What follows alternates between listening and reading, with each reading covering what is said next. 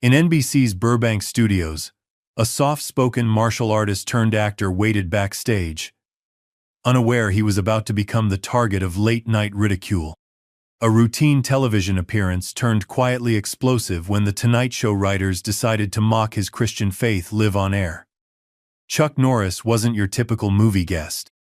For 4 years, he served in the U.S. Air Force and later became a 6-time world karate champion, known for mentoring soldiers and young martial artists alike on and off the battlefield. When Johnny Carson's team loaded his segment with sharp-edged jokes about his beliefs, they had no idea they were baiting a man trained not only in combat, but in conviction.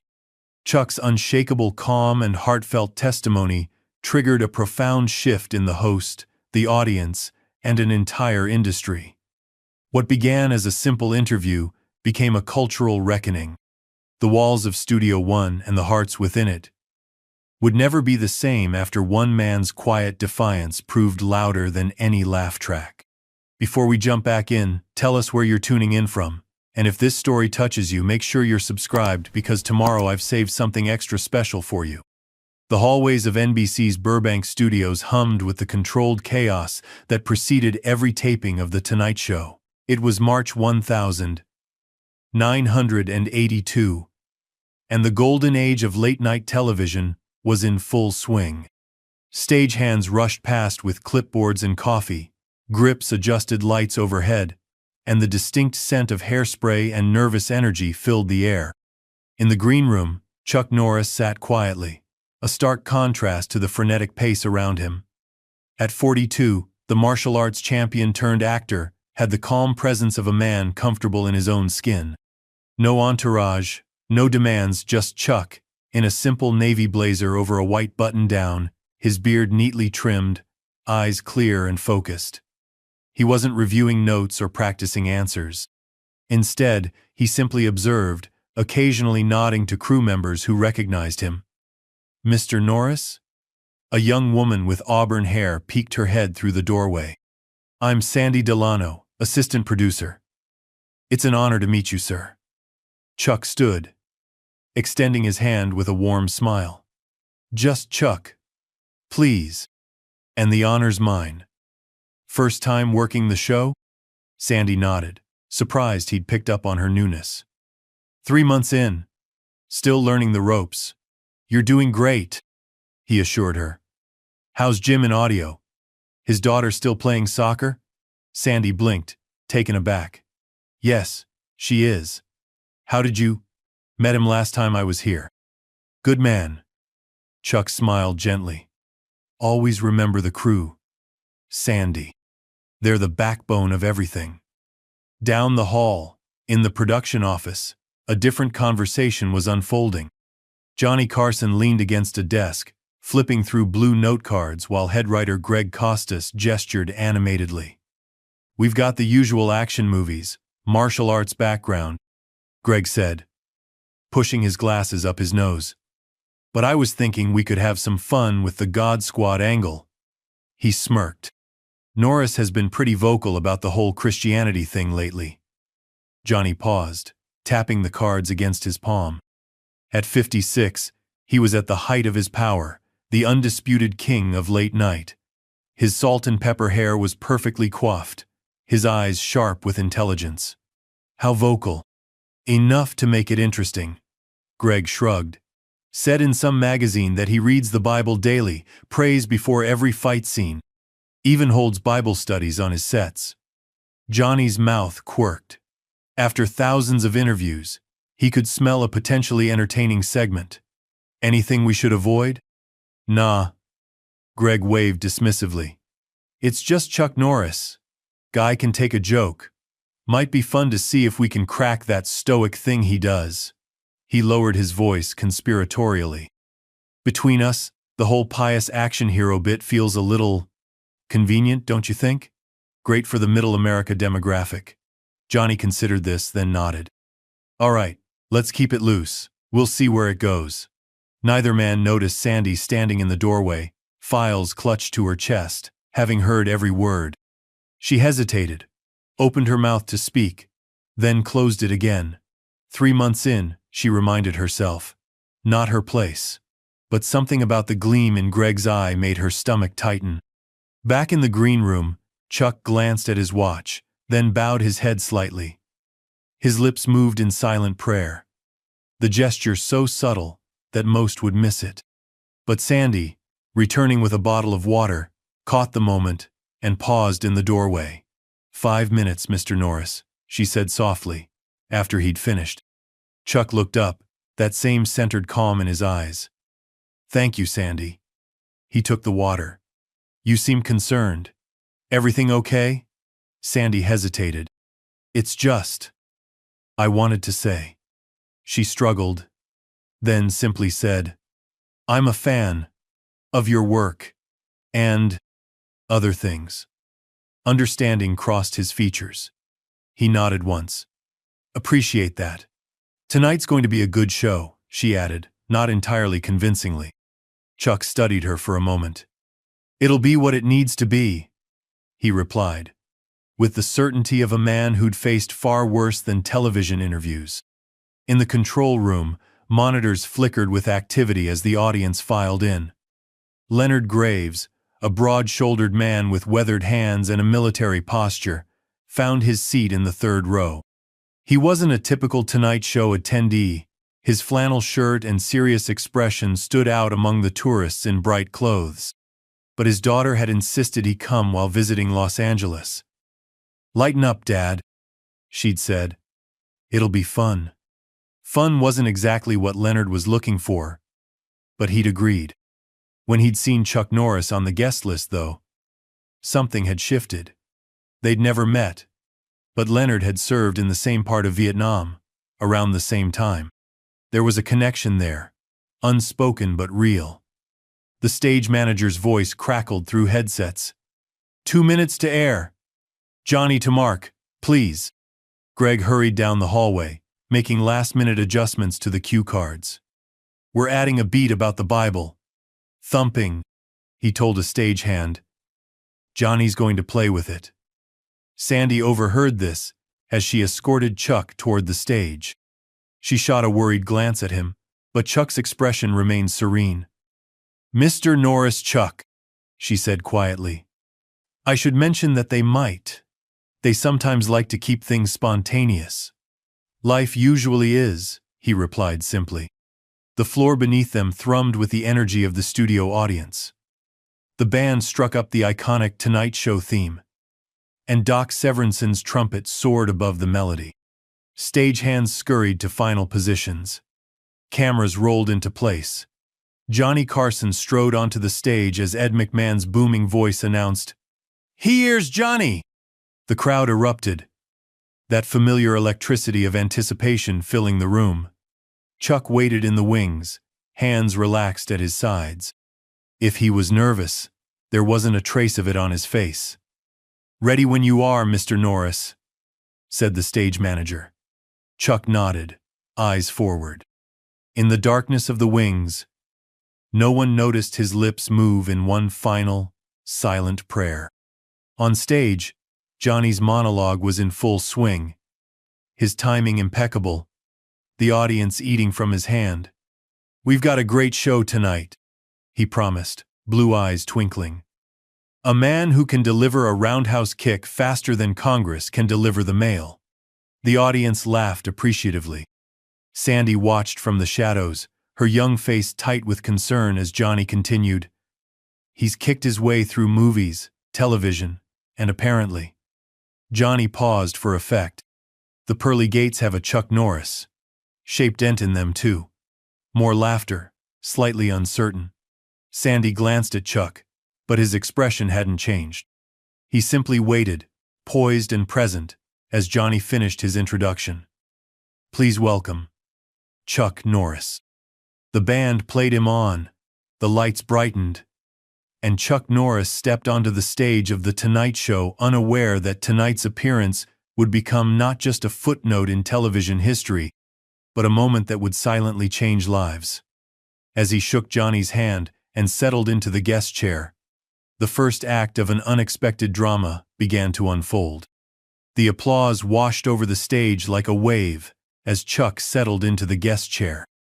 Johnny, master of his domain, leaned back comfortably in his swivel seat.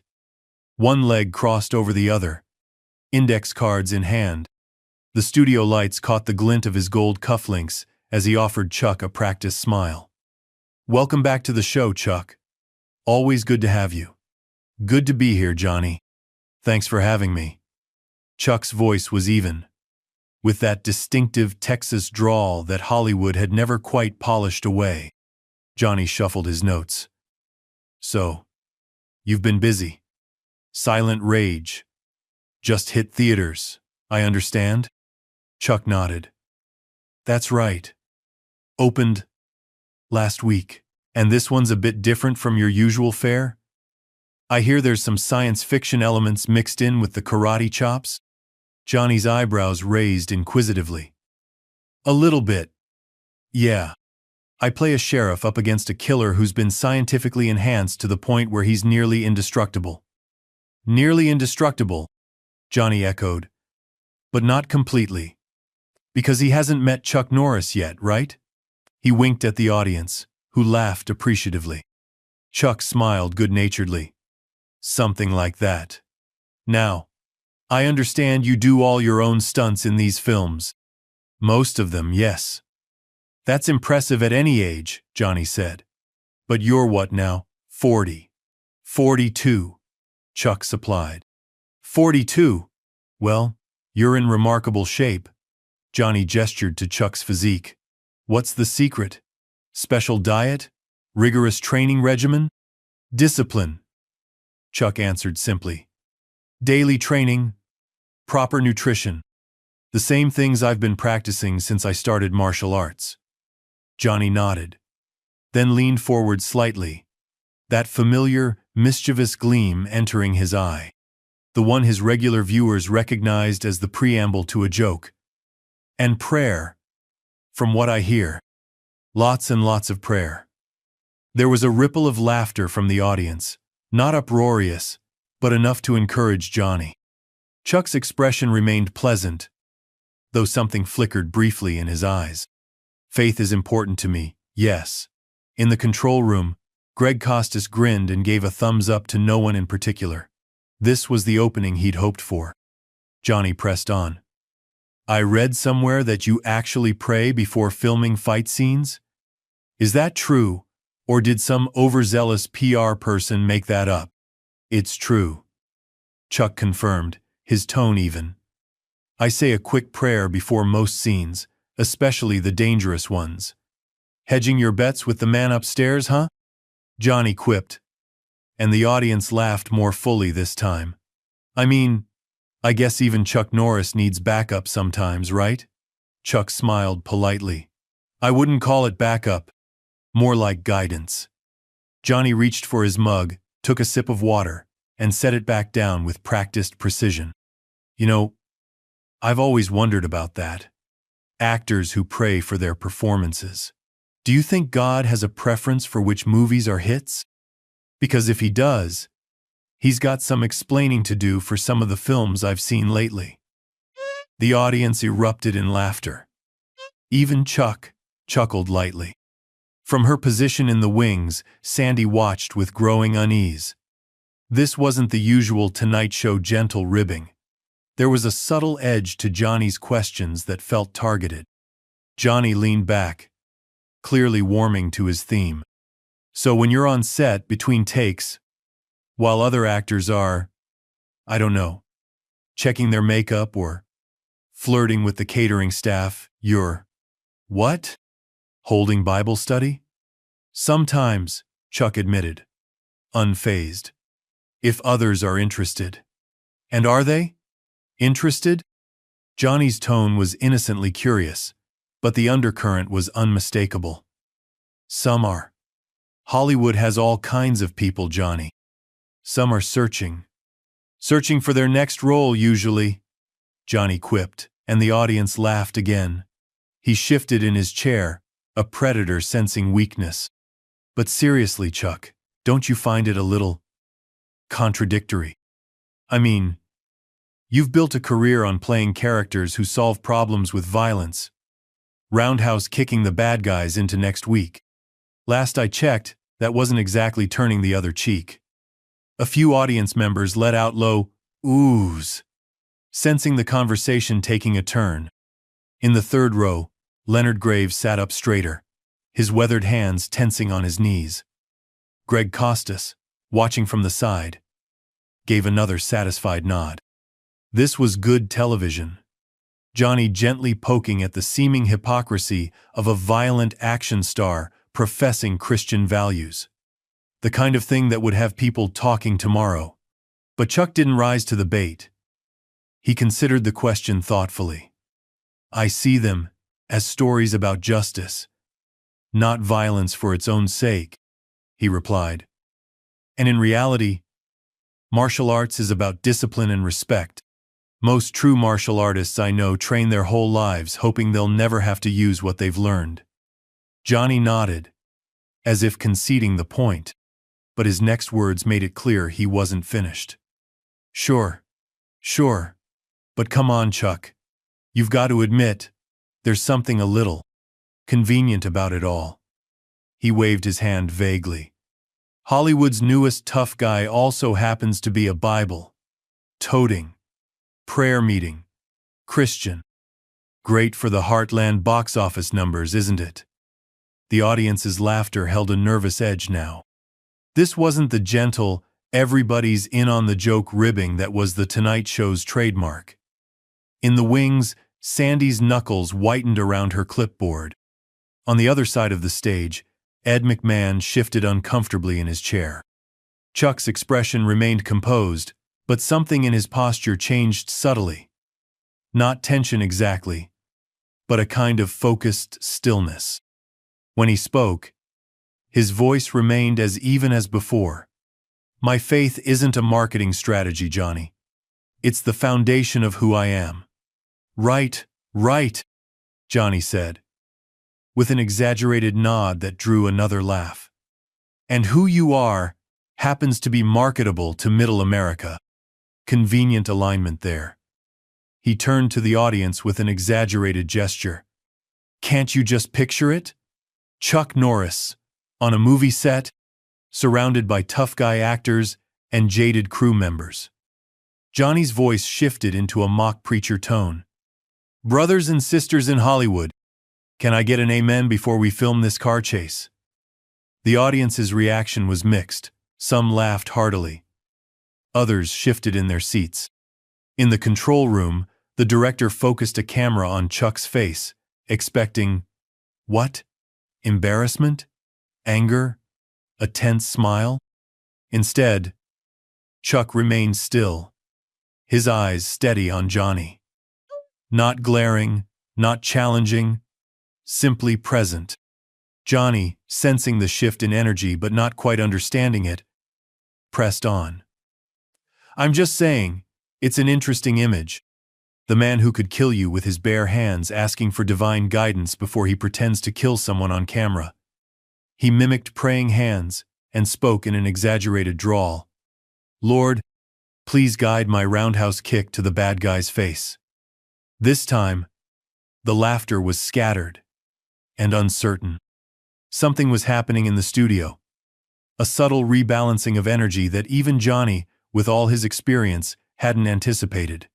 In the third row, Leonard Graves' jaw clenched. His daughter noticed and touched his arm questioningly. But he kept his eyes fixed on the stage. Chuck waited for the scattered laughter to fade. The silence that followed seemed to expand, filling the studio with an unexpected weight. Everyone, audience, crew, even Johnny, found themselves waiting for Chuck's response. When it came, his voice was quiet but clear, forcing everyone to listen more carefully. You know, Johnny, when I was in Korea serving in the Air Force, before my entertainment career, I saw men pray who'd never stepped foot in a church. There are no atheists in foxholes, they say. The studio was utterly silent now. Faith isn't always convenient. Sometimes it's all you have when everything else is stripped away. Chuck's eyes, usually guarded in interviews, held a quiet intensity that the cameras caught in perfect close-up. Genuine in a way that made Johnny's previous jokes suddenly seem hollow. Johnny opened his mouth for another quip, then closed it again. For perhaps the first time in his storied career, the king of late night seemed momentarily at a loss for words. In the wings, Sandy let out a breath she hadn't realized she was holding. And in the control room, Greg Costas frowned slightly, sensing that the segment was veering away from the light mockery he'd envisioned. Telling and preparing this story took us a lot of time.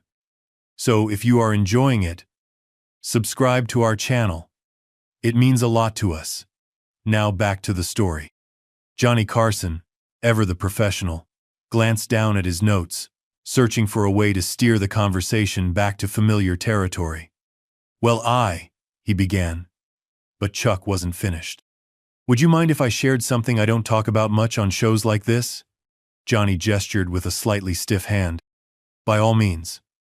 What Chuck said next would change the entire tenor of the evening and leave a lasting impression on everyone in that studio. From the most cynical crew member to Johnny Carson himself. "In 1970, Chuck began, his voice measured and calm. "I was at the height of my karate career. 6-time world champion.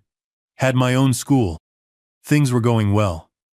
The studio remained unnaturally quiet. Even the usual shuffling and coughing had ceased, as if the audience collectively held its breath. I got a letter from a young soldier stationed in Vietnam.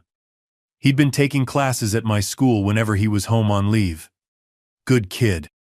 Talented." Chuck's gaze seemed to focus on something distant. "He wrote to tell me he'd been keeping up with his training, even in the jungle. Said it gave him discipline when everything around him was chaos." In the third row, Leonard Graves sat perfectly still, his weathered hands resting on his knees. His daughter noticed his breathing had changed. Slower. More deliberate. 3 weeks after I got that letter," Chuck continued, "his parents called to tell me he'd been killed in action." He paused, allowing the weight of those words to settle. "I'd lost students before. Tournaments. Car accidents. But this was different. This was a kid who'd looked up to me, who'd carried what I taught him into war." Johnny sat silently, his usual arsenal of witty comebacks nowhere to be found. The index cards in his hand seemed forgotten. "I was angry. Couldn't sleep. Couldn't focus. My whole life had been about control. Controlling my body, my emotions, my circumstances." Chuck's Texas accent seemed more pronounced now, his words unhurried. "But I couldn't control this, couldn't make sense of it." Chuck leaned forward slightly, his elbows resting on his knees, hands loosely clasped. Not defensive, but intimate. As if he and Johnny were having a private conversation, despite the millions watching. "One night, I found myself on my knees. Not something I'd done much before then." A small, reflective smile crossed his face. "I didn't have fancy words or theology. Just questions. Why him? What was it all for? And somewhere in that, I found something I wasn't expecting." "What was that?" Johnny asked, his voice noticeably gentler than before. "Peace," Chuck answered simply. "Not answers. Peace. The understanding that some things are beyond our control, beyond our understanding. And that's where faith begins." The camera caught a close-up of Chuck's face. The lines around his eyes that spoke of both laughter and sorrow. The steadiness of his gaze. The complete absence of the defensive posturing that most celebrities adopted when challenged.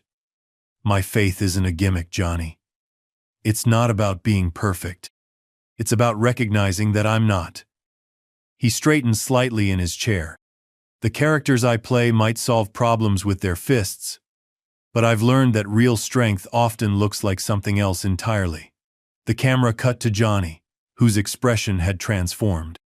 The smirking host of minutes ago was gone, replaced by a man who appeared to be truly listening, perhaps for the first time that evening. From the production booth, Greg Costas stared at the monitor in disbelief. This was not the segment he had scripted in his head. The witty takedown of religious hypocrisy had somehow morphed into, what?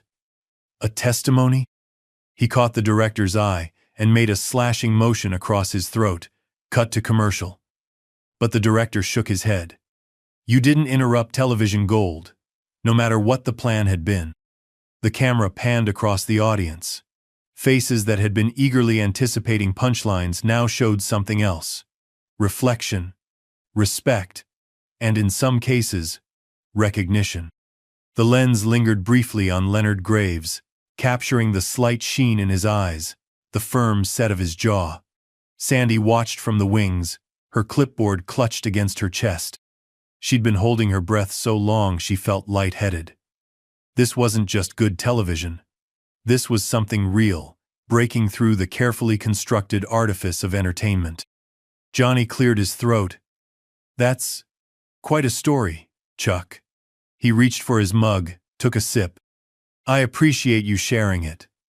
The words were professional, polite, but his tone revealed something more. A grudging respect, perhaps even a hint of regret for the earlier mockery. Can I ask you something else? Johnny continued, his demeanor notably changed.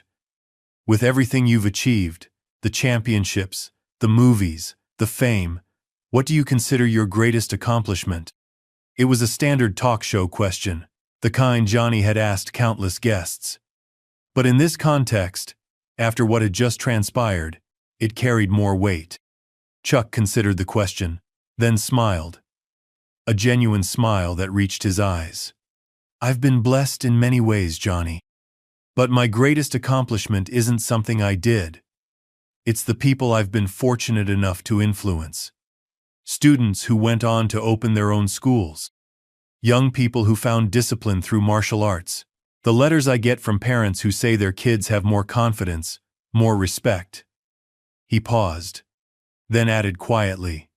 And yes, sometimes, people who've found faith through something I said or did. Not because I'm special, but because they saw something authentic in my journey. Johnny nodded slowly, his usual rapid-fire interview pace abandoned. Authenticity is rare. The words seemed to surprise even him, as if a truth had slipped out unplanned. Especially in our business. Chuck agreed, with a knowing look that drew a genuine laugh from Johnny. Not the practiced host chuckle, but something more personal. In that moment, something shifted between them. Not friendship exactly, but a kind of mutual recognition. One man acknowledging the genuine character of another, despite their different worlds and perspectives. The director signaled that they needed to wrap up the segment soon. Johnny glanced at the clock, then back at Chuck. We're almost out of time. But I have to ask, with your schedule, how do you maintain your faith? I imagine Hollywood isn't exactly conducive to spiritual discipline. It was a sincere question, perhaps the first truly sincere one of the interview. The same way I maintain my martial arts skills, Chuck replied. Daily practice, consistent commitment, and surrounding myself with people who share my values and hold me accountable. He smiled slightly. My mother always said, Chuck, it's easy to be a Christian when everyone around you is one. The test is being a Christian when no one around you is. Johnny nodded thoughtfully. Your mother sounds like a wise woman. The wisest I've known, Chuck confirmed. Johnny glanced at his cards, then set them aside entirely. A rare gesture for the meticulously prepared host. Chuck Norris. Ladies and gentlemen. His voice carried a note of genuine respect that hadn't been there at the beginning of the segment. His new film, Silent Rage, is in theaters now. The audience's applause held a different quality than usual. Less automatic, more thoughtful. As the camera pulled back for a wide shot, Johnny leaned over to shake Chuck's hand again. Their brief exchange couldn't be heard over the applause, but Chuck nodded in response to whatever Johnny said. As the show cut to commercial, Chuck stood and straightened his jacket. There was no triumphant smile, no visible satisfaction at having turned the tables. Just the same centered calm he'd walked in with. In the control room, Greg stared at the monitors, running a hand through his hair. "What the hell just happened?" he muttered to no one in particular. But in the audience, Leonard Graves knew exactly what had happened. He recognized it from his time in Vietnam. The quiet dignity of a man who had faced his own darkness and emerged with something valuable on the other side. Not showy, not preachy, just real. As Chuck made his way off stage, Sandy stepped forward, her eyes bright with emotion she was trying to contain professionally. "That was," she began, then shook her head, at a loss for words. Chuck smiled gently. "Just a conversation, Sandy. Sometimes that's all people need, someone to listen to their questions, and someone willing to share their truth." "Thank you," she said quietly. "For what it's worth, you were heard. Not just by them." She nodded toward the audience. "By me too." Chuck placed a gentle hand on her shoulder. "Then it was worth it." As he walked toward the green room, crew members watched him pass. Some nodded respectfully. Others seemed unsure how to react to what they'd just witnessed. But something had shifted in that studio. Something beyond ratings or entertainment. A moment of genuine connection had broken through the polished veneer of late-night television. And though no one knew it yet, the ripples from that moment were only beginning to spread. The red light above camera one blinked off as The Tonight Show cut to commercial. The studio, moments before hushed in attention, erupted into activity. Stagehands rushed to rearrange the set for the next segment. Makeup artists darted in for touch-ups, and the band shuffled through sheet music. Johnny Carson remained seated, uncharacteristically still amid the flurry.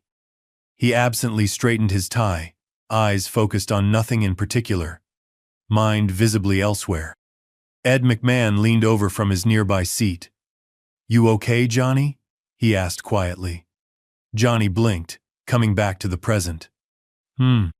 Yeah. Fine."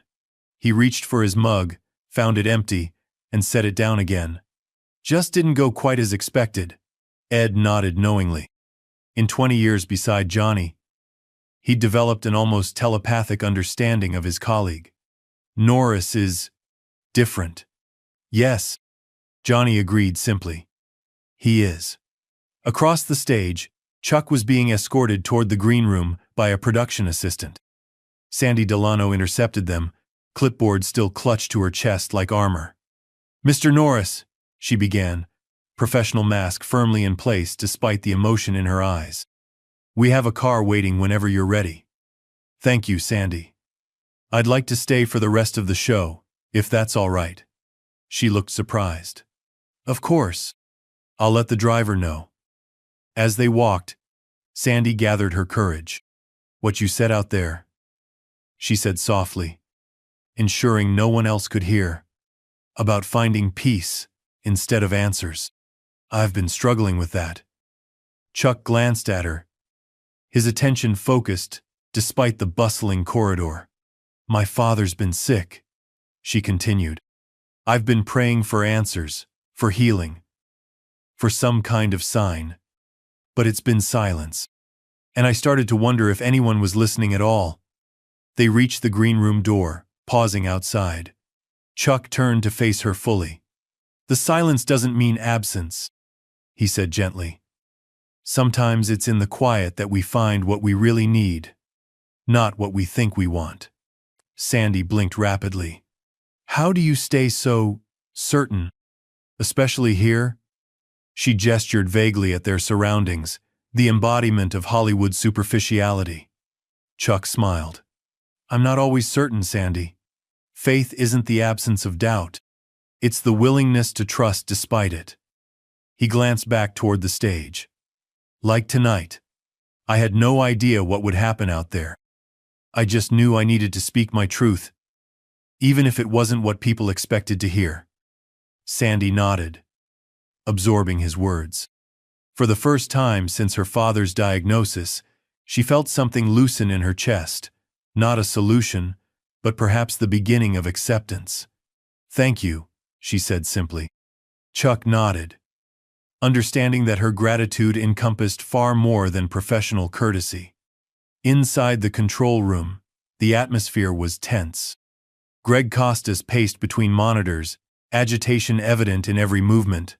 "What the hell was that?" he demanded of no one in particular. "We had a plan." Light-hearted mockery. Maybe a little squirming. Then transition to the movie clip. Instead, we got... what? Chicken soup for the Hollywood soul? The director, a veteran of live television, shrugged. It played well. Audience was with him. "That's not the point," Greg insisted, running a hand through his already disheveled hair. Carson looked blindsided. "We don't do blindsided here. Johnny can handle himself," the director replied calmly, adjusting a camera angle for the next segment. "Always has." Greg glared at the monitor replaying Chuck's exit. "It's just so sanctimonious. Faith isn't a gimmick," he mimicked in a poor imitation of Chuck's Texas drawl. "Please. Everything in this business is a gimmick." The director studied him for a moment. "You know what I think, Greg? I think you're bothered because it was real. And real is scary in our line of work." Greg opened his mouth to retort, then closed it again, uncertainty flickering across his features. Back on stage, the commercial break was ending. Johnny shuffled his note cards, his professional mask firmly back in place, though something in his eyes remained different, thoughtful, almost introspective. "Welcome back," he said smoothly as the camera red light blinked on. "If you're just joining us, you missed a fascinating conversation with Chuck Norris." He paused, the hint of a genuine smile touching his lips. "Genuinely fascinating." The audience applauded, the sound warm and appreciative rather than the usual programmed response. Johnny continued with the show, introducing the next guest, a young comedian making his first appearance. But there was a subtle difference in his approach. He listened more intently. His quips were gentler. It was as if something had been recalibrated in the famous host, however slightly. In the audience, Leonard Graves remained in his seat, silent and thoughtful. His daughter leaned over during a break in filming. "You okay, Dad?" she whispered. "We can leave if you want." Leonard shook his head. "I'm fine." He paused, then added, "Better than fine." "You got quiet when Chuck Norris was talking about Vietnam." Leonard nodded slowly. "Been a while since I heard someone speak about it like that. Not for show. Just truth."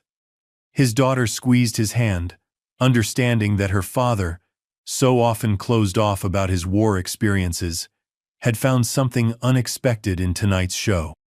The taping continued, but the energy in Studio One had fundamentally changed. There was an authenticity in the air that hadn't been there before. As if Chuck's honesty had granted everyone permission to be a little more genuine. As the final segment wrapped and the applause faded, Johnny made his customary walk across the stage to Ed's desk. But instead of immediately heading backstage, he paused, scanning the wings. His eyes found Chuck, who had remained to watch the rest of the show. Johnny walked over, cameras off. No audience to perform for. "Chuck," he said, extending his hand again. "Appreciate you staying."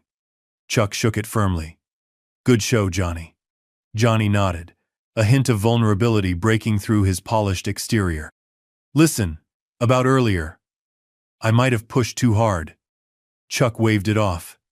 "It's your show. You ask the questions you need to ask."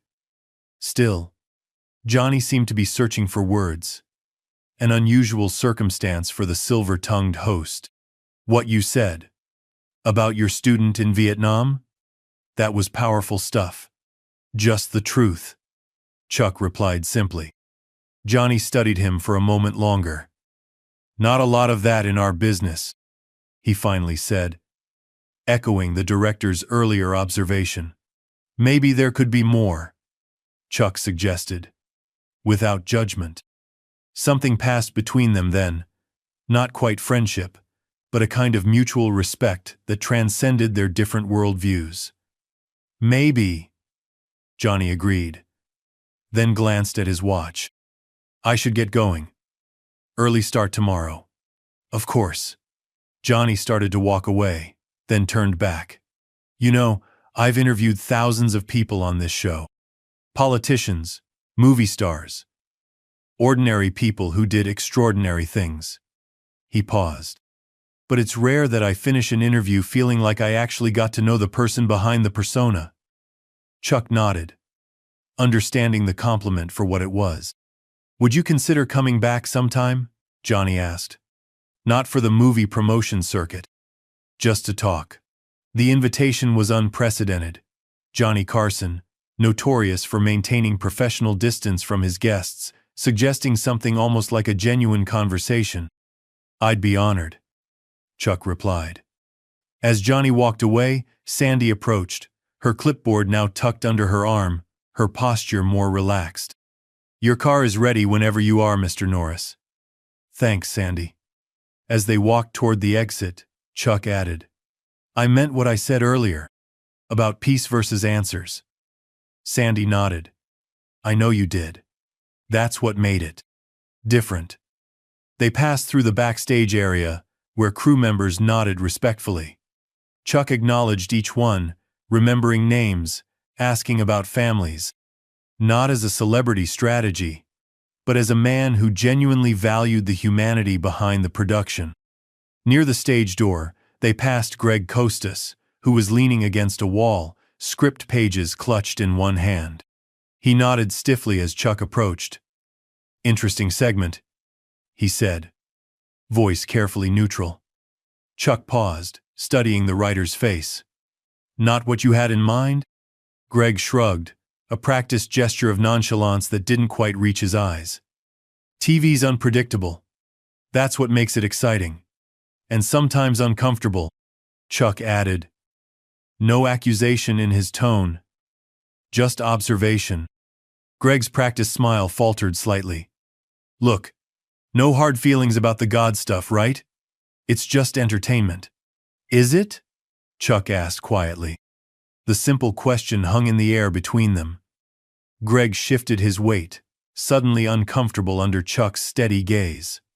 Some things matter more than entertainment, Mr. Costas.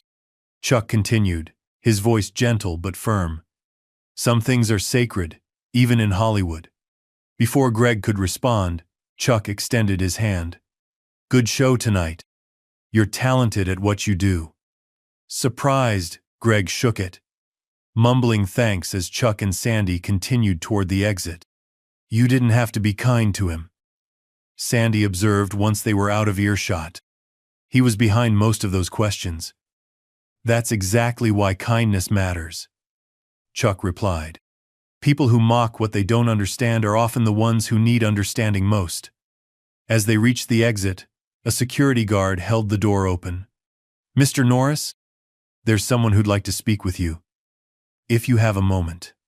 Standing just outside was Leonard Graves, his weathered hands clasped before him, his posture straight despite the slight stoop of his shoulders. I don't mean to intrude, Leonard began, his voice carrying the gravelly texture of a man who'd seen too much smoke and jungle. Just wanted to shake your hand if that's all right. Chuck smiled warmly. Of course. Their handshake was brief, but firm. The grip of men who understood things that couldn't be put into words. 2nd Battalion, 1,969 to 70. 1. Leonard said simply. Chuck nodded, recognition in his eyes. Tough tour, the toughest. Leonard cleared his throat. What you said in there about your student hit home. Lost my best friend near Khe-Sanh. Never really made peace with it. Have you tried? Chuck asked gently. Leonard's eyes, weathered by decades of holding emotions in check, grew momentarily bright. Working on it, especially after tonight. Chuck placed a hand on the older man's shoulder. That's all any of us can do. Keep working on it. Leonard nodded, words seemingly caught in his throat. His daughter approached from behind, resting a hand gently on his arm. "Dad? We should go if we're going to make dinner." Leonard collected himself. "Right. Yes." He looked back at Chuck. "Thank you. Not just for the handshake. For speaking truth in there." As Leonard and his daughter walked away, Sandy watched them go, a new understanding dawning on her young face. "You never know who needs to hear what you have to say," Chuck observed quietly. "That's why authenticity matters. It reaches people in ways we can't predict." The studio door swung closed behind them as they stepped into the cool California evening, leaving behind a studio forever changed by a moment of unexpected truth. The morning after the Tonight Show taping, the NBC switchboard lit up like a Christmas tree. Calls poured in from across the country, viewers asking when the Chuck Norris segment would air, whether they could get transcripts, if there would be a follow-up interview. The unusual volume prompted the network's publicity department to take notice. "What exactly happened at last night's taping?" the department head demanded. Phone cradled against her shoulder as she flipped through overnight reports. "You'll have to see it," was all the floor manager would say. It wasn't what anyone expected. In the editing room, technicians were reviewing the footage, adding the standard laugh track enhancements and audience reaction shots. But as they reached Chuck's quiet monologue about faith in Vietnam, the senior editor made an unprecedented decision. "Leave it raw," he instructed. "Don't touch the audio. Don't cut away. Just let it play." His assistant looked surprised. "But the standard format isn't right for this," the editor finished. "Trust me." The assistant studied his boss's face, noting the unusual solemnity there. In 15 years at NBC, he'd never seen the cynical editor treat any segment with such reverence. Something had shifted during that taping. Something that transcended the usual entertainment calculations. "All right," the assistant agreed. "Raw it is." As the edited episode made its way through the network's approval process, whispers began to spread.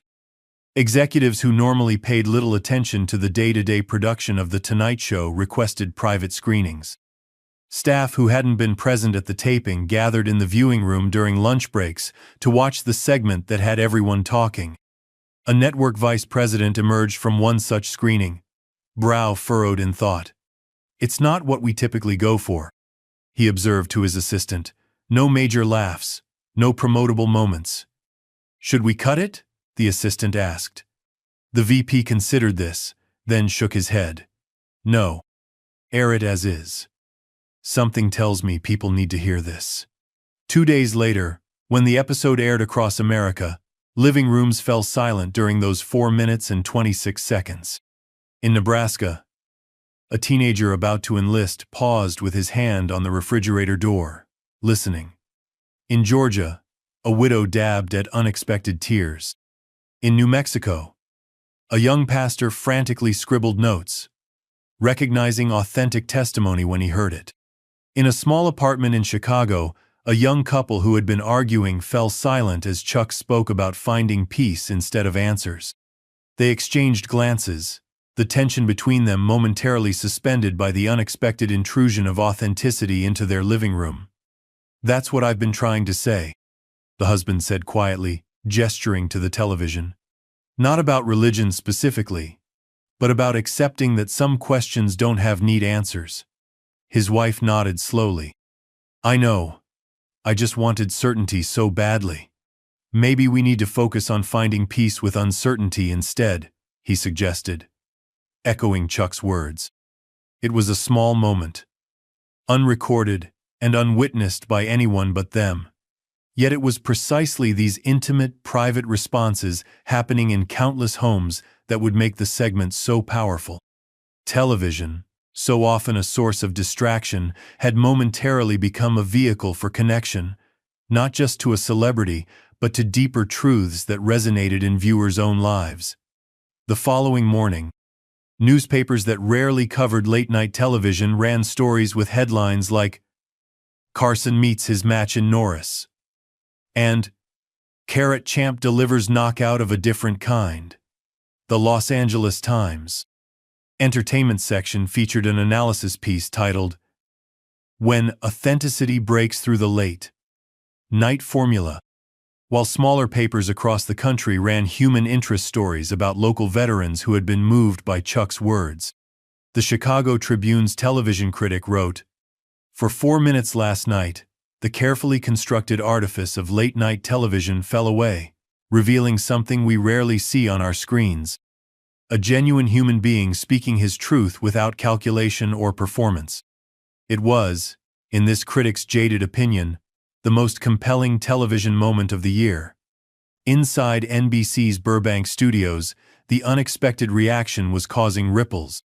Sandy arrived at work to find her desk covered in phone message slips, most from viewers asking how they could contact Chuck to thank him for his words. I've never seen anything like this, the switchboard operator told her, dropping off another stack of messages. Not even when Johnny interviewed the president. Sandy sorted through them, setting aside the most touching ones to send to Chuck. There were messages from veterans, from ministers, from people of all faiths and no faith who had simply been moved by the sincerity of his words. One in particular caught her eye. A note from a woman who identified herself as a studio executive at a rival network. I've been in this business for 20 years, and I've forgotten what authenticity looks like. Thank you for the reminder that television can still touch hearts when we allow real humanity to break through. As Sandy continued sorting the messages, the studio tour guide poked his head into her office. Just so you know, he said, every tour group today has asked about Chuck Norris. They want to know where he sat, what he was like in person. I've never had so many questions about a guest before. Sandy smiled. Tell them he was exactly the same person off camera as he was on screen. That's the whole point. The tour guide nodded thoughtfully. That's rare in this town. Rarer than we'd like to admit. Sandy agreed. Down the hall in the writer's room, the mood was more complicated. Greg Costa stood in the doorway, coffee mug clutched in his hand, frowning at the stack of morning papers. I don't get it, he muttered to a fellow writer. It wasn't even funny. Where were the punchlines? The zingers? It was just talking. Authentic talking, his colleague replied, not looking up from her typewriter. That's rarer than a good punchline these days. Greg's frown deepened. Since when is television about authenticity? We're in the entertainment business, not the therapy business. Maybe people are hungry for both, she suggested, finally meeting his eyes. Ever think of that? Greg scoffed. People watch The Tonight Show to laugh, to escape. If they wanted depth, they'd read books. You sound defensive, another writer observed, looking up from his crossword puzzle. Like you're personally offended that people responded to sincerity. Greg's expression tightened. I'm not offended. I just don't understand the fuss. We've had important people on the show before. Presidents, world leaders, actual heroes. No one reacted like this. Maybe because those people were playing roles too, the female writer suggested. Even presidents have a public persona. Chuck just didn't. That's what made it different. Before Greg could respond, Johnny Carson himself appeared in the doorway. An unusual occurrence this early in the day. The writers immediately straightened. Coffee cups set aside, full attention on their boss. Morning, Johnny said, his voice carrying its usual measured calm. Good show last night. Murmurs of agreement rippled through the room. The Norris segment is getting attention, Johnny continued. More than we anticipated. Greg couldn't help himself. It was completely off. Format, no comedy, no promotion, just sermonizing. Johnny's gaze shifted to Greg, something unreadable in his expression. Is that what you heard, Greg? A sermon? Greg faltered under Johnny's steady look. Well, not exactly, but what I heard, Johnny interrupted, was something genuine breaking through the usual song and dance. And apparently, America heard it too. He held up the morning's Nielsen ratings. Highest numbers in our time slot this month. The room fell silent, absorbing this information. Johnny continued, his tone thoughtful. Maybe we've underestimated our audience. Maybe they're ready for something more than just punchlines and movie plugs. He glanced around the room. Food for thought. As he turned to leave, he added, "And Greg, I'd like you to look at reworking the Rodriguez interview next week. Less snark. More substance." Greg nodded stiffly, avoiding the knowing looks from his colleagues as Johnny departed. Less snark, more substance, one writer repeated once Johnny was out of earshot. That's practically revolutionary in late night. Greg gathered his notes and stalked out of the room, uncomfortable with the implications of Johnny's request. His entire career had been built on clever mockery, on finding the joke in every situation. The idea that audiences might hunger for something more substantial challenged not just his professional approach, but his worldview. In the hallway, Johnny encountered Sandy, her arms full of message slips. "These are all for Chuck?" he asked, eyebrows raised at the volume. "Just this morning's batch?" Sandy confirmed. "The switchboard says they've never seen anything like it. Not even after your interview with the First Lady." Johnny nodded thoughtfully. "See that he gets them." He started to walk away, then paused. "And Sandy? That suggestion you made last month about booking more guests with substantive stories rather than just celebrities promoting projects? Let's revisit that." Sandy's eyes widened. "Really? Really?"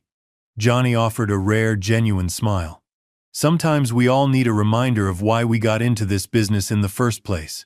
As Johnny continued down the hallway, Sandy stood motionless, message slips clutched to her chest, a slow smile spreading across her face. 3 months ago, she'd been too intimidated to speak up in production meetings. Now, her perspective was being not just heard, but valued. Later that afternoon, Sandy slipped into the empty studio, walking toward the famous Tonight Show set. The chairs where Johnny and Chuck had sat remained in place, waiting for that evening's taping. Sandy gently touched the guest chair, remembering Chuck's quiet presence. "Thought I might find you here," came a voice from behind her. Sandy turned to find one of the cameramen, a veteran crew member named Ray, who rarely spoke to the production assistants. "Just taking a moment," Sandy explained, feeling slightly embarrassed. Ray nodded, understanding in his eyes. "Been working this show for 17 years, he said, adjusting a lens cap on his camera. "Seen all kinds of guests come through. Politicians, movie stars, musicians. Most of them, you can see the performance, the face they put on when the red light comes on." He glanced at the guest chair. "Your guy, though, Norris. He was the same before, during, and after. No switch flipping." Sandy smiled. "I noticed that too." "It matters," Ray said simply. "More than people realize." Across town, in a modest home in the San Fernando Valley, Chuck Norris sat at his kitchen table, reading his Bible as he did every morning. The phone had been ringing steadily, but he'd let his manager handle the calls. This quiet time was sacred, a daily ritual that centered him before facing the world. The doorbell rang, interrupting his reading.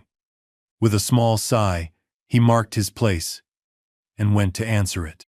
A courier stood on his doorstep, holding a large manila envelope. "Delivery for Chuck Norris," the young man announced, eyes widening as he recognized the recipient. "Oh, wow. It's really you." Chuck smiled kindly as he signed for the package. "It's really me. My dad and I watched you on Carson last night," the courier blurted. "He's a Vietnam vet. What you said, it meant a lot to him." Chuck's expression softened. "Thank your father for his service for me. Would you?" "Yes, sir. I will." The young man hesitated, then added, "And thank you for, being real." After the courier left, Chuck opened the envelope. Inside was a brief note from Johnny Carson. Handwritten, not dictated to a secretary. Chuck, your appearance has generated more viewer response than anything we've aired in the past year. Thought you should see some of these. Perhaps we've all been underestimating what the American public is hungry for. Would you consider a longer segment when your schedule permits? No movie promotion necessary. Just conversation.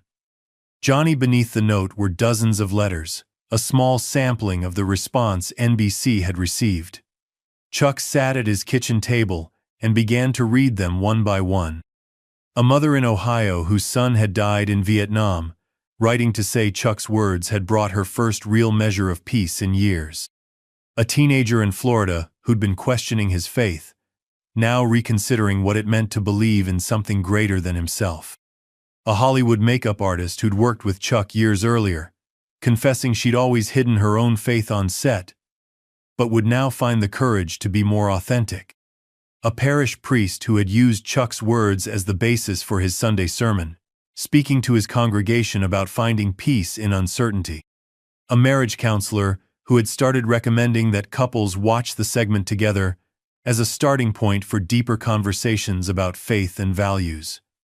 As he read, Chuck's eyes grew damp. His appearance hadn't been calculated or planned. He had simply spoken his truth when challenged. That such simple honesty could touch so many lives was humbling. His manager called mid-morning. Chuck, my phone hasn't stopped ringing. 3 more film offers, 2 book deals, and a request for you to speak at a prayer breakfast in Washington.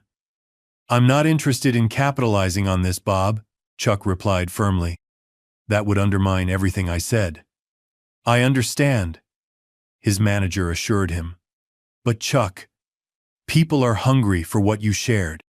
Maybe this is an opportunity to reach more people with that message. Chuck considered this. Let me think about it. But anything we do has to be authentic, not opportunistic. Of course, Bob agreed. Oh, and there's one more call you might want to return personally. Sandy Delano from The Tonight Show. She said it's personal, not professional. Chuck nodded, though his manager couldn't see it. I'll call her right away. After hanging up, Chuck remained at his kitchen table, contemplating the unexpected ripples from what had simply been a moment of honesty. He'd spent years training his body, honing his physical reactions until they became second nature. But it was his spiritual discipline, the daily practice of aligning his words with his beliefs, his public self with his private values, that had created this moment. Later that day, Chuck returned Sandy's call. Her voice was bright with excitement when she answered. Mr. Norris, thank you for calling back. Chuck, please, he reminded her gently. What can I do for you, Sandy? Actually, she began, it's what you've already done. After your appearance, I spoke with Johnny about my father's illness, about my struggle with faith through it all. He was surprisingly understanding. I'm glad to hear that, Chuck said. There's more, Sandy continued. The network is letting me take 2 weeks off to be with my family. Johnny suggested it himself. Her voice caught slightly. And I've started a small prayer group here at the studio. Just a few of us, meeting during lunch breaks. I never would have had the courage before. Chuck smiled, though she couldn't see it. Sometimes, all it takes is one person willing to stand in their truth, Sandy.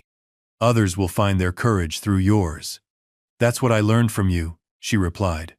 Not just what you said on camera, but how you carried yourself behind the scenes. Same person, no matter who was watching.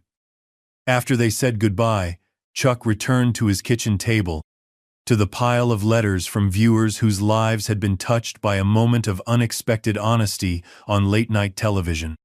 One in particular caught his eye. From Leonard Graves, the Vietnam veteran he'd met briefly outside the studio. Mr. Norris, after meeting you, I went home and did something I haven't done in years. I prayed. Not sure I did it right. Not sure anyone was listening. But for the first time since Carson, I felt something lift from my shoulders. My daughter says it's never too late to find peace. Maybe she's right. Thank you for your words, both on the show and to me personally. They found fertile ground. Respectfully, Leonard Graves P.S. I've called the VA about those counseling sessions my doctor's been recommending for decades. First appointment next week. Better late than never, I suppose. Chuck folded the letter carefully and placed it in his Bible as a bookmark. This, he realized, was the true measure of impact.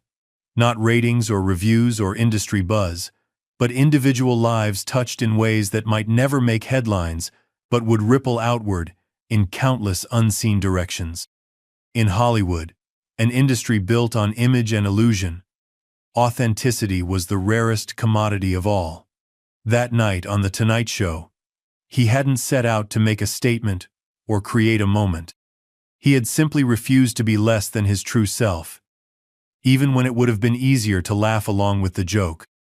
And in doing so, he had reminded everyone watching, from the studio audience to the millions at home, that beneath the roles we play and the masks we wear, we all hunger for the same thing: truth that resonates, strength that doesn't need to shout, and faith that can weather both questions and mockery with quiet dignity.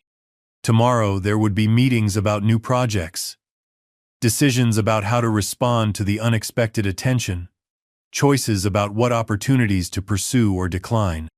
But for now, in the quiet of his home, he simply bowed his head in gratitude for a moment of challenge that had become an opportunity for truth, and for the reminder that authentic faith spoke louder than any choreographed display of strength ever could. In this instance, the most powerful punch he'd ever delivered hadn't been thrown with his fist, but with his heart, a lesson that would continue to resonate long after the television ratings were forgotten. The applause faded as the final credits of The Tonight Show rolled, the familiar theme music filling Studio One for the 1,000th time. Johnny Carson gave his trademark golf swing, the studio audience rose to their feet, and another successful broadcast concluded. "We're clear," called the floor director, and instantly the energy shifted.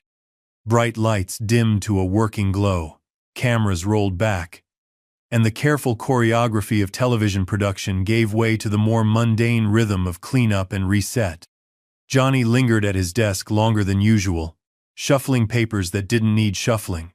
6 weeks had passed since Chuck Norris's appearance, but something about that night continued to resonate. The ratings had returned to their normal patterns. The media buzz had subsided. Yet Johnny found himself returning to that moment repeatedly, like a tongue probing a sensitive tooth. "Heading out, Johnny?" Ed McMahon asked, pausing beside the desk. "Soon," Johnny replied. "Just finishing up a few things." Ed nodded, studying his longtime colleague with the insight that came from 20 years of friendship. "You've been different lately." Since the Norris segment, Johnny looked up, surprised by Ed's directness. "Different how?" "More present," Ed said simply. "Listening more. Less of the—" he gestured vaguely. "The Johnny Carson show?" Johnny supplied with a wry smile. "Something like that." Ed patted Johnny's shoulder. "It suits you." After Ed left, Johnny remained in his chair, the empty studio stretching before him like a dormant theater. He pulled a folded piece of paper from his pocket. A letter he'd received that morning. "Dear Mr. Carson, I've been watching your show for 15 years, but last month was the first time I felt like I saw the real Johnny Carson. The way you listened to Chuck Norris, really listened, not just waited for your chance to make the next joke, showed me something I hadn't seen before. My late husband was a Vietnam veteran who never found the peace Mr. Norris talked about. But watching that interview, I understood him better. Perhaps if there had been more moments like that on television when he was alive, more real conversations about the things that matter, he might have felt less alone. Thank you for allowing that moment to happen on your show. Sincerely." Margaret Whelan. Johnny refolded the letter carefully. It wasn't the only one of its kind he'd received since the broadcast, but something about this woman's words, Her perception that she'd glimpsed the real Johnny Carson unsettled him in ways he couldn't fully articulate. Was there a real Johnny Carson distinct from the persona he'd crafted so carefully over decades? And if so, who was that man? These weren't comfortable questions for someone who had built his career on presenting a polished, controlled public image. Johnny Carson the entertainer was witty, charming, slightly aloof, master of his domain. Johnny Carson the man was… what? Who? The studio door opened, interrupting his thoughts. Greg Costas entered, carrying a stack of draft monologues for the next day's show. "Thought you'd be gone," Greg said, setting the papers on Johnny's desk. "Just dropping these off for your review." "Thanks," Johnny replied, gesturing to a chair. "Got a minute?" Greg sat, curiosity evident in his expression. Johnny Carson didn't typically invite casual conversations. "Been thinking about the show," Johnny began. "About what we're doing here, night after night." Greg waited, sensing this wasn't the usual discussion about comedy beats and transitions. 15 years. We've been following the same format," Johnny continued. "Monologue, sketch, first guest plugging something, second guest plugging something else. Maybe a comedian or musician good night. It works," Greg pointed out. "Ratings are solid. But is it enough?" Johnny asked, surprising them both with the question. "Is it real?" Greg shifted uncomfortably. "It's entertainment, Johnny. It's not supposed to be real." "Maybe that's what I'm questioning," Johnny said, more to himself than to Greg. The assumption that entertainment and authenticity are mutually exclusive. Greg studied his boss with growing concern. "This is still about the Norris segment, isn't it? Look, I'll admit it played better than I expected, but it was a one-off, lightning in a bottle. You can't build a show around those kinds of moments." Johnny smiled faintly. "Maybe not, but perhaps we could make more room for them." He reached for the leather-bound planner on his desk, opening it to a page where he'd jotted a note weeks earlier. "Authenticity resonates. Make more room for substance. Trust the audience to handle both light and depth. Remember why we started doing this in the first place." Greg tried to mask his alarm. "You're not thinking of overhauling the show? The network would—" "Relax," Johnny interrupted. "I'm not suggesting we turn the Tonight Show into 60 Minutes. Just subtle adjustments. More genuine conversations. Fewer pre-planned bits. Treating the audience like thinking adults occasionally." Greg exhaled, relieved, but still wary. "Well, that's doable, I guess." "I thought you might resist the idea more," Johnny observed. Greg hesitated, then admitted. "My sister's been going through some stuff. Cancer diagnosis." He stared at his hands. "When I called to check on her last week, she told me she watches the show every night. Says it helps her feel connected. Less alone." He looked up, unexpected emotion in his eyes. "Made me think about what we're really doing here. It's not just killing time between commercials. I don't know, keeping people company. In a way." Johnny nodded, surprised and touched by Greg's uncharacteristic sincerity. "Anyway," Greg continued, composing himself, "I'm not against authenticity. I just don't want us to forget that people also tune in to laugh." "We can do both," Johnny assured him. "That's the point." After Greg left, Johnny finally rose from his desk. The studio was completely empty now, the silence a stark contrast to the controlled chaos of production. He walked slowly across the stage, pausing at the guest chair where Chuck Norris had sat.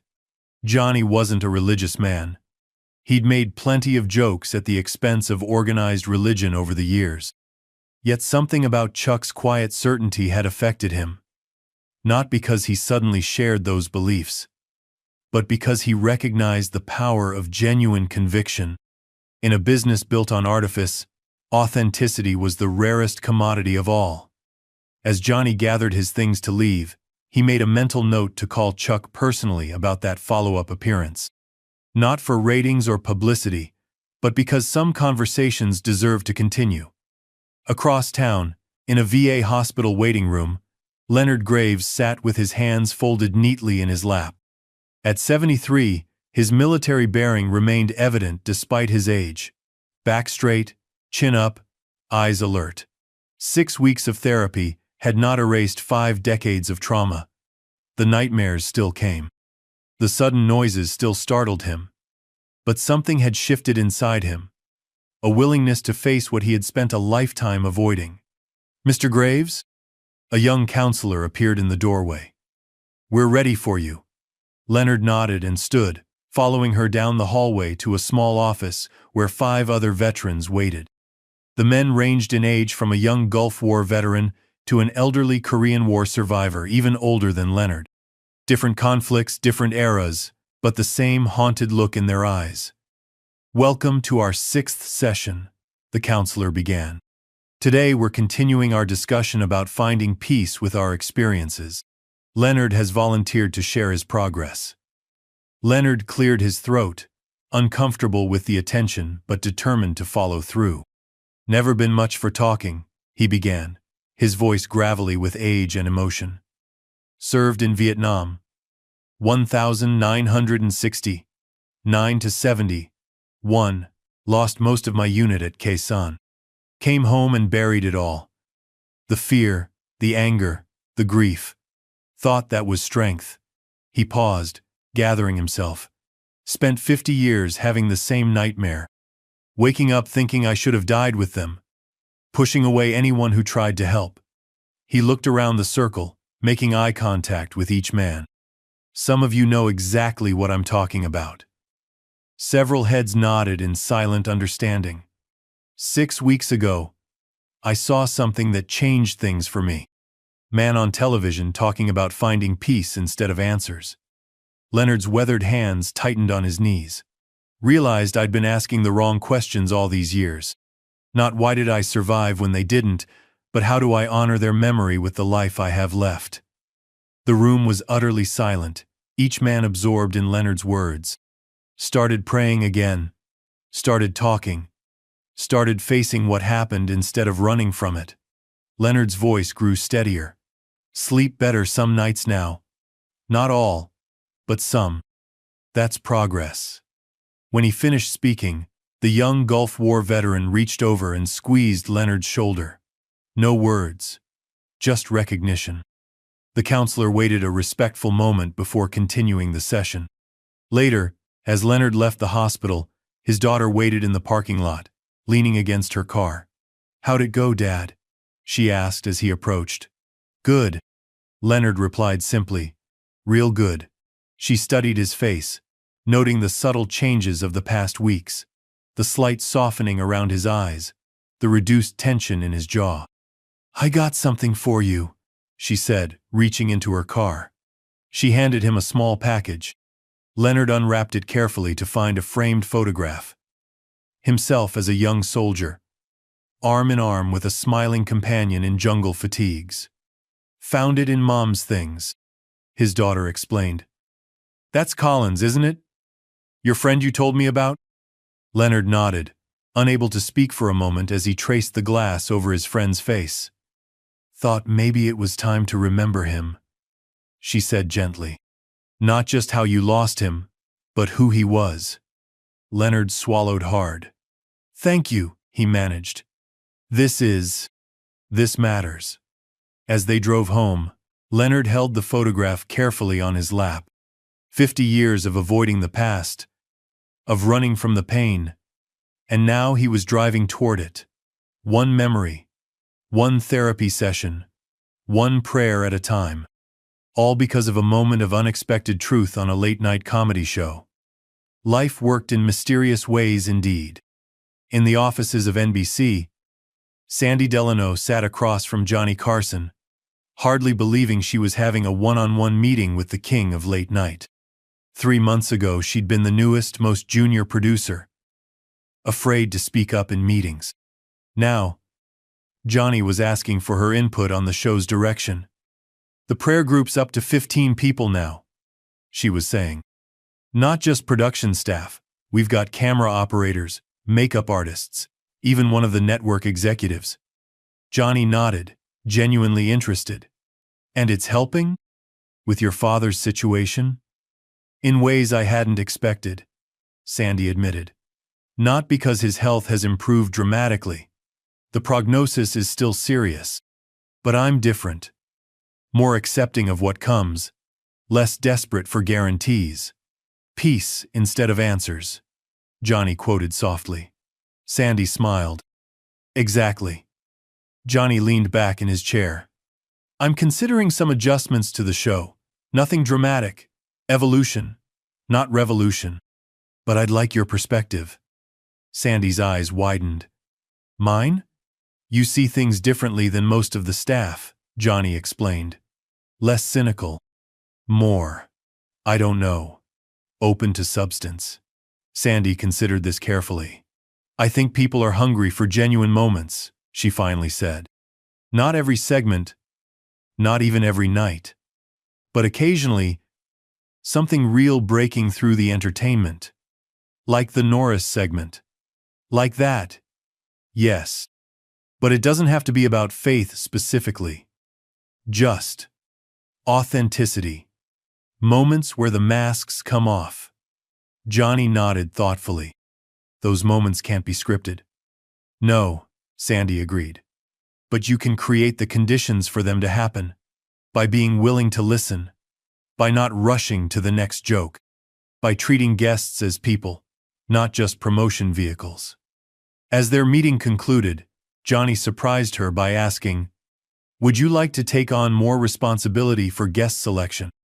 Working with the booking team? Sandy straightened in her chair. I'd be honored. Thank you. Don't thank me yet, Johnny warned with a smile. Greg will fight you every step of the way. I can handle Greg, Sandy assured him, with a confidence that surprised them both. As she left Johnny's office, Sandy paused in the hallway, overwhelmed by how much had changed in just 6 weeks. Not just professionally, but personally. She had found her voice, both at work and in her faith. She had discovered that standing in her truth, as Chuck had demonstrated, created ripples she could never have anticipated. At his ranch outside Los Angeles, Chuck Norris moved through his daily martial arts practice, the discipline of decades, evident in every precise movement. At 62, his body remained strong, though he felt the subtle effects of aging. A twinge in his knee, slightly less flexibility in his shoulders. The physical discipline had always been the visible part of his life's practice. But the inner discipline, the alignment of beliefs, words, and actions, had always been the foundation beneath it. His manager had called that morning with yet another offer. A major publishing house wanting him to write a book about faith and martial arts philosophy. Unlike the previous opportunities, this one felt right. Not exploitative, but an extension of the conversation that had begun on Carson's show. After completing his practice, Chuck showered and settled at his desk to write. Not for the potential book yet, but a personal letter to Johnny Carson, accepting his invitation to return to the show. Johnny, I'd be honored to continue our conversation on your show. Not as a celebrity with something to promote, but as one man talking to another about things that matter. What happened that night wasn't about me, or even about faith specifically.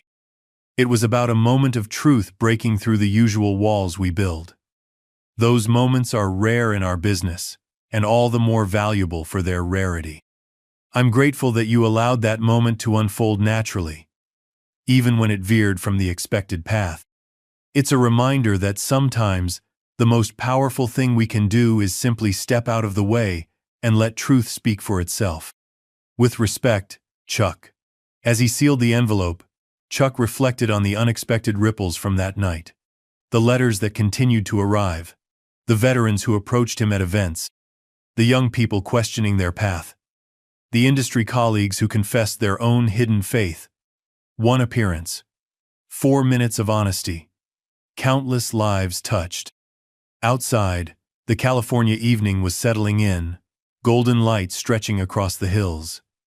Chuck stepped onto his porch, breathing in the cooling air. Tomorrow would bring new challenges, new opportunities to stand in his truth in a world that often preferred comfortable illusion. But tonight, in this moment of quiet reflection, Chuck Norris was reminded once again of the lesson he'd demonstrated that night on national television. Real strength isn't measured by championships won or enemies defeated. It's found in the courage to be authentically ourselves, especially when the lights are brightest and the world is watching. And sometimes, the most powerful response to mockery isn't a clever comeback or righteous anger, but simply the quiet dignity of a life lived with purpose and conviction. Because in the end, when the cameras stop rolling and the applause fades away, what remains is not what we pretended to be, but who we truly are. Not the roles we played, but the lives we touched. Not the laughs we generated, but the truths we honored. In a culture increasingly defined by noise and spectacle, Chuck had reminded America of a different kind of strength. One that speaks not through volume or violence, but through the steady, unwavering light of an authentic life. And that, perhaps, was the greatest knockout of all. Up next, we have 2 more incredible stories that are waiting for you. Just click the image you want to watch and it will take you there. If you enjoyed this video, make sure to subscribe. It would mean a lot.